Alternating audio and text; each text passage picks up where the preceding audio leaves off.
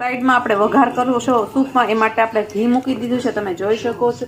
ત્યારબાદ આપણે જીરું એડ કરીશું. ત્યારબાદ થોડોક એવો તજ લવિંગના ટુકડા એડ કરવાના, થોડોક એવા જ તે તમે જોઈ શકો છો. આવી રીતના સૂપનો વઘાર આપણે રેડી કરીએ છીએ. અને તમે જોઈ શકો છો ત્યાં આપણું સૂપ છે એ ઉકળી રહ્યું છે. ગરમા ગરમ સૂપ, આમાં ખાંડ અને મીઠું જ એડ કર્યું છે. તમે જોઈ શકો ઘરનું પ્યોર છે, એકદમ લાલ ચટક સૂપ. થોડીક ખાંડ ઓછી લાગે એટલે હું 1 ચમચી એડ કરી રહી છું. અને ત્યારબાદ થોડું એવું લાલ મરચું એડ કરવાનું, પછી મિક્સ કરી દેવાનું. ફ્રેન્ડ્સ, આપણું સૂપ ઉકળી રહ્યું છે, તમે જોઈ શકો છો.